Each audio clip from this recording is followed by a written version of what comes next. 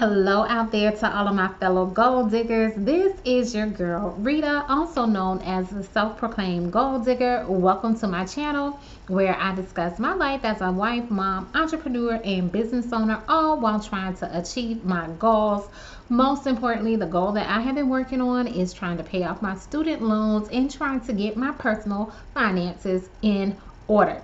And today's video is a new segment that is called monthly money moves. So monthly money moves, and it is the month of April, and we are going to talk about our money moves for April. All right, so let's just get into it. So those of you who are new to the channel, also new to the segment, like I said, every month I'm going to be sharing with you 3 tips or 3 money moves that you can incorporate into your lifestyle during the month. And I'm hoping that you will at least choose one of them to start incorporating, and they should be something that is relatively easy, relatively quick to implement. And by quick, I mean some of them may only take an hour. Some of them might take a week, some of them might take a day, but it's not something that should be very time intensive for you to incorporate. All right, so let's jump into our April money moves. So April typically is tax season. Of course, the tax deadline has been pushed back, I believe, to May 17th. Don't quote me on that, but I believe I know it's been pushed back to May. May 17th, I believe, is now the new deadline. But typically, taxes are typically due on April 15th. So one of your money moves for the month of April is to check your withholding status. And you might be like, what is my withholding status? So the employee forms that you fill out when you first start a new job, they're usually the W-4 form, where you check off, like, if you're the head of household, how many dependents you have, how much withholdings you want the government to start taking from your check. Pretty much how much in taxes are you possibly going to be paying. So that is your withholding status. So check your withholding status. This is a great time to do so that if you need to make any changes, you can update them. Okay, so you can make changes at any time, really, to these withholding statuses.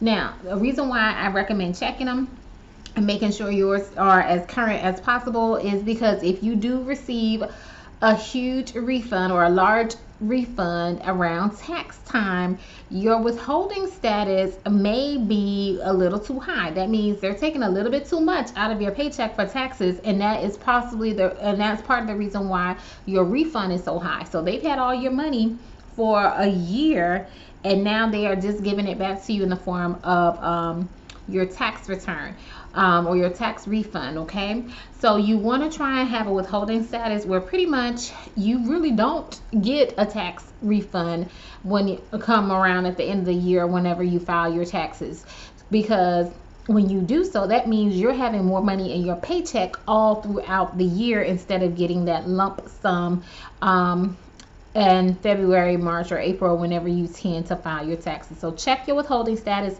make sure that is up to date, so that the government isn't holding on to your money all throughout the year, and you can have it and you can use it. Okay, so that was money move number 1. Money move number 2 is, okay, it's April, we're in the season of spring, and hence spring cleaning. So what I would like for you to do is to sell at least one item that you are not using. So go ahead, do that spring cleaning. You are probably going to do it anyway, and you are probably going to be getting rid of stuff or clearing out stuff that you had no business having and still are not even using. So clean out your closets, clean up your home, see what items you have available that you can sell that someone else could possibly use, and use that money to help you reach your financial goals. So this is the perfect time. And now, don't not only look in your closets. I think we commonly think of like clothes and shoes and stuff, but go through your kitchen, go in the pantry. What appliances are you not using? That blender, that mixer that you only pull out for holidays or whatever, or something like that. Look at all of that stuff and see if there's any items that you can possibly sell.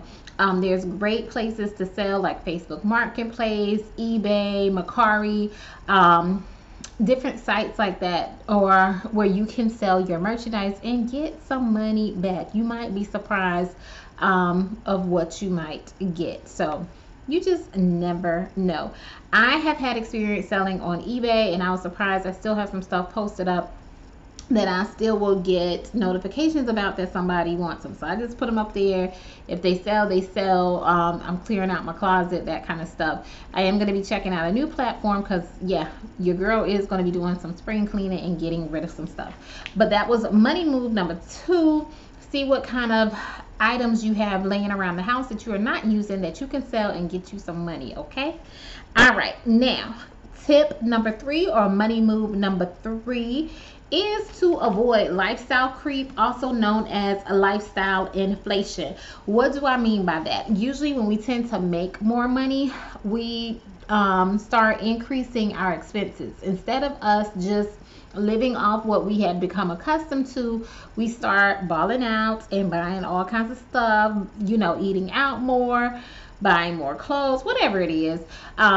So if you made, I don't know, $50,000, and you were living comfortably and doing fine with that, and now you got a raise and now you're making $60,000, guess what? Now we end up spending, typically a lot of people end up starting to spend $60,000, when all before living off of $50,000 was perfectly fine for you, or you were able to do just fine. But now that you got more money, you find more things to spend that money on, hence lifestyle creep.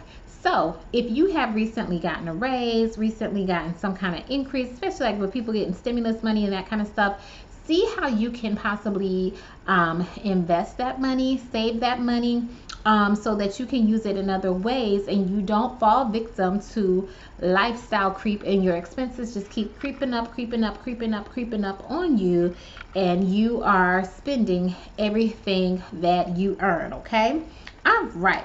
So those were the 3 March money moves for today.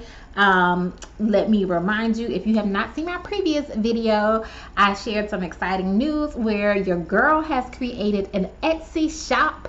So I am selling printables on Etsy, downloadable printables, and they typically are savings trackers as well as debt payoff trackers. So I am linking my Etsy shop in the description below for y'all to check out.